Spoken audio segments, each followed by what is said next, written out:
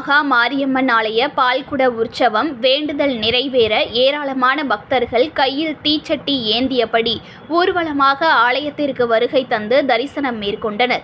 மயிலாடுதுறை அருகே மூவலூரில் பிரசித்தி பெற்ற ஸ்ரீ மகா மாரியம்மன் ஆலயம் அமைந்துள்ளது. இவ்வாலயத்தில் 60ஆம் ஆண்டு பால்குட உற்சவம் சிறப்பாக நடைபெற்றது. தொடர்ந்து கடந்த 8ஆம் தேதி விக்னேஸ்வர பூஜையுடன் விழா துவங்கியது.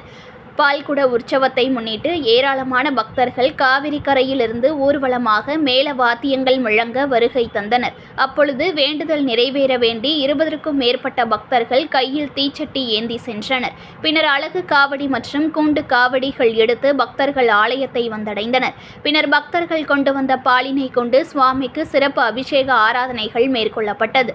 இதில் திரளான பக்தர்கள் கலந்து கொண்டு சுவாமி தரிசனம் செய்தனர். செய்திகளை உடனுக்குடன் தெரிந்து கொள்ள லைக் பண்ணுங்க, ஷேர் பண்ணுங்க, சப்ஸ்கிரைப் பண்ணுங்க, மறக்காம கமெண்ட் பண்ணுங்க.